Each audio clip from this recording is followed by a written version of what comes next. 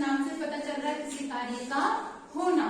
तो जिन शब्दों से हमें कार्य की पूर्णता होने का पता चले उसे हम क्रिया कहते हैं। कार्य, कोई भी कार्य हो, जैसे नहाना हो, चाहे खाना हो, चाहे सोना हो, चाहे पीना हो, चाहे चलना हो, ये सारी क्या है? क्रिया है। काम जो हम कर रहे हैं, जैसे काम हम खाने का कर रहे हैं तो खाना हो गया, नहाने का कर रहे हैं तो नहाना हो गया, ये सारी हमारी क्रियाएं हैं। तो सबसे पहले हम क्रिया की परिभाषा पढ़ेंगे। परिभाषा, इसकी परिभाषा, क्रिया की परिभाषा क्या है? जिन शब्दों से किसी काम के करने या होने का पता चले, जिन शब्दों से किसी काम के करने या होने का पता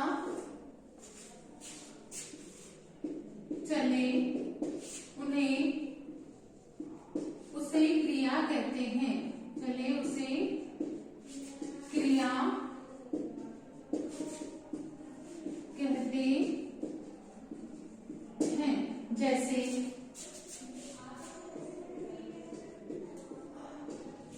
चलना, हंसना, बोलना, खेलना आदि, ये क्या है? क्रियाएं हैं।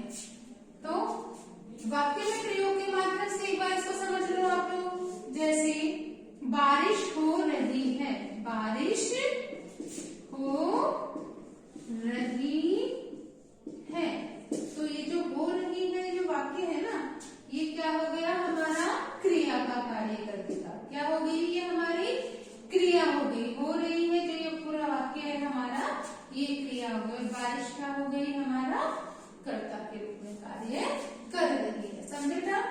जैसे जिन शब्दों से किसी काम के करने और होने का पता चलता है, चले उसे हम क्या कहेंगे?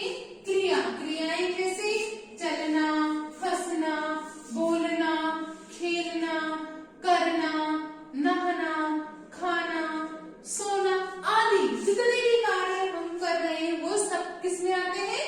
क्रियाओं में आ जाते हैं। अब क्रिया के अंग पढ़ लेते हैं हम। क्रिया के दो अंग होते हैं बेटा। कितने अंग होते हैं? दो अंग होते हैं। कौन कौन से? कर्ता और कर्म। कर्ता कौन होता है? जो उस कार्य को करता है। और कर्म क्या होता है? जिस कार्य को हम कर रहे हैं और जिस पे उस कार्य का प्रभाव पड़ रहा है। जो कार्य हमारे द्वारा किया जा रहा है और कर्ता के द्वारा जो कार्य किया जा रहा है ना, वो की गई क्रिया पर जिसका प्रभाव पड़ता है उसे कर्म कहते हैं। अब मैं यहाँ पे लिखती हूँ क्रिया के रूप या अंग। क्रिया के रूप या अंग। क्रिया के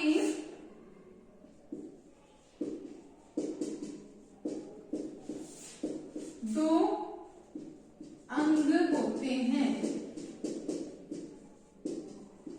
कौन कौन से होते हैं बेटा? पहला है कौन सा? कर्ता। कर्ता क्या है? जिसके द्वारा कार्य किया जाता है उसे हम कर्ता कहते हैं। जिसके द्वारा कार्य किया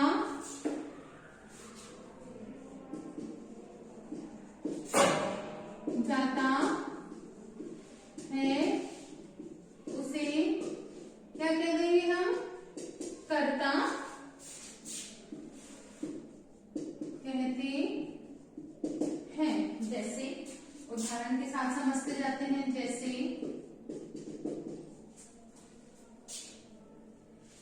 मनोज दौड़ रहा है। मनोज दौड़ रहा है। मनोज क्या हो गया? इसमें कर्ता हो गया। और दौड़ रहा है क्या हो गया? क्रिया हो गई। हाँ जी। तो अब क्रिया के दो अंग पढ़े, पहला हमने पढ़ लिया कर्ता, अब दूसरा हम पढ़ेंगे कर्म।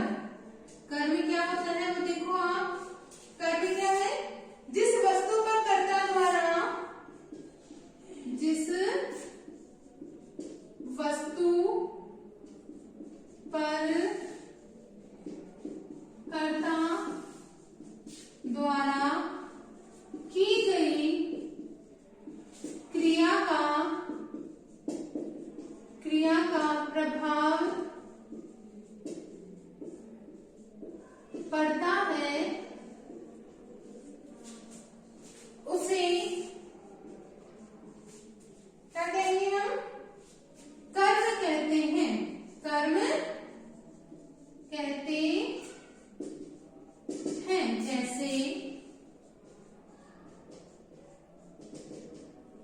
जैसे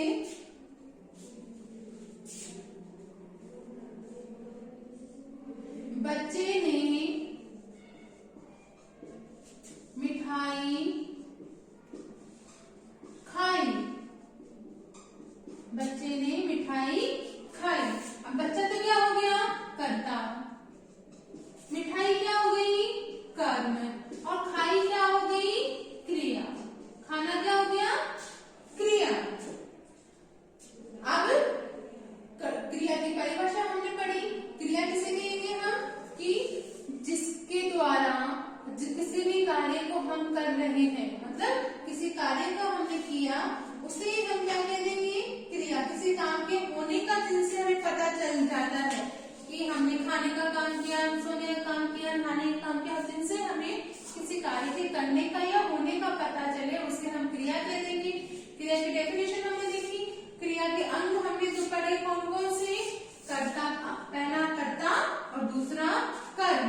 कर्ता कौन, जिसके द्वारा कार्य किया जाता है, कर्ता। उदाहरण में लिख दिया, जैसे मनोज दौड़ रहा है, तो मनोज कौन हो गया, कर्ता हो गया बेटा, और दौड़ रहा है क्या हुआ, क्रिया हो गई। ऐसे ही कर्म, जिस वस्तु पर कर्ता द्वारा की गई क्रिया का प्रभाव पड़ता है, की गई क्रिया का प्रभाव पड़ता है, तो उसे हमने क्या कह दिया था, कर्म कह दिया। क्या कह दिया, कर्म कह दिया। तो हमने उदाहरण लिया, बच्चे ने मिठाई खाई, तो बच्चा तो क्या हो गया, कर्ता हो गया इसमें। मिठाई क्या हो गई, कर्म, और खाना क्या हो गया, क्रिया हो गया। देखो कर्ता ने क्या काम किया, खाने का, और प्रभाव किसमें पड़ रहा है, मिठाई पे। क्या खाया उसने, मिठाई को खाया। तो कर्ता के द्वारा खाने का काम किया गया, और प्रभाव किसमें पड़ा, मिठाई पे पड़ा। तो कर्म क्या हो गया, मिठाई हो गया। ठीक है, समझ में आया। अब नेक्स्ट है, इसी में हमारा टॉपिक क्रिया के प्रकार। क्या पढ़ेंगे हम, क्रिया के प्रकार। क्रिया के प्रकार या क्रिया के भेद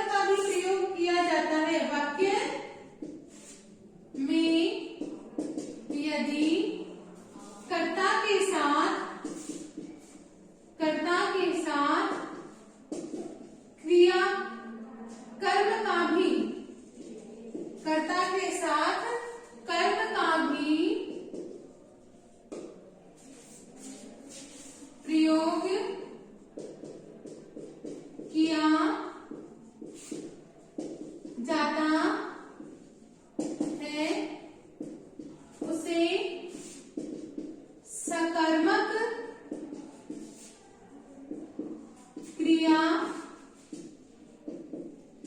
कहते हैं। जैसे उदाहरण लिख लीजिए, पिताजी, जैसे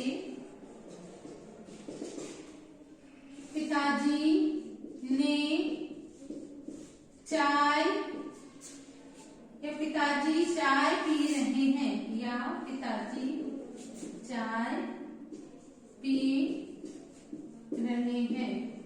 एक और उदाहरण लिख देती हूँ मैं यहाँ पे, बच्चे टीवी देख रहे हैं।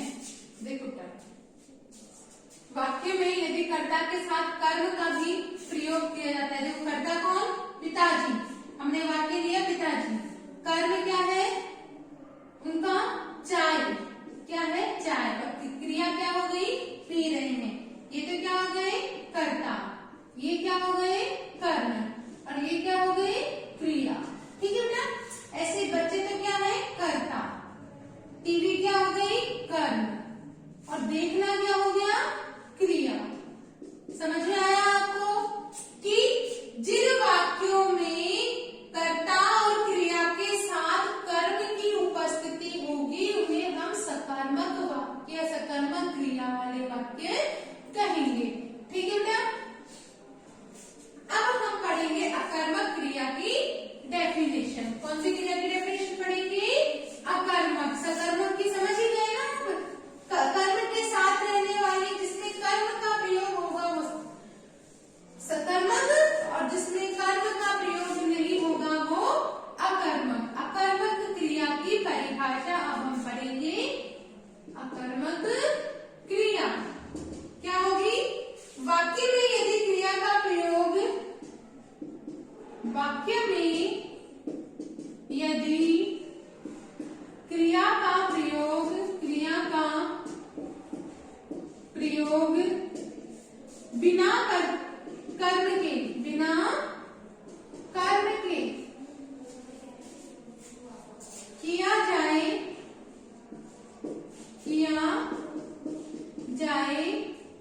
उसे अकर्मक क्रिया कहते हैं। उसे अकर्मक क्रिया कहते हैं। जैसे उदाहरण देखो, पक्षी उड़ रहे हैं। सीधा सीधा वाक्य, पक्षी तो क्या हो गई? कर्ता। उड़ना इनकी क्या हो गई? क्रिया। बीच में कोई कर्म है नहीं इनका। या पक्षी दाना खाकर उड़ रहे हैं, तो दाना क्या लगा यहाँ पे? कर्म। ठीक है, समझे? अब दूसरा उदाहरण हम ले लेते हैं, सार्थक दौड़ रहा है। सार्थक दौड़ रहा है। जैसे सार्थक क्या हो गया बेटा? कर्ता। और दौड़ना क्या हो गया? क्रिया। हाँ, तो आपको समझ में आ गया होगा मैंने क्या कहा आपको कि क्रिया क्या, जिसके द्वारा किसी कार्य का होने का पता चले उसे हम क्रिया कहेंगे। क्रिया के दो अंग, कर्ता और कर्म। क्रिया के दो भेद, सकर्मक क्रिया, अकर्मक क्रिया। जिसके साथ कर्म हो वो सकर्मक, जिसके साथ कर्म नहीं हो वो अकर्मक क्रिया। ठीक है, अब आपको करना क्या है? इसकी डेफिनेशन लर्न करनी है। अंगों के नाम, अंगों की पहचान, जो परिभाषाएं लिखी हमने, भेद कितने हैं वो याद करने हैं, और भेदों की परिभाषाएं पढ़ना है एक बार। ठीक है, समझे? आज का वीडियो इतना ही। क्रिया का टॉपिक हमारा कंप्लीट। Thank you class.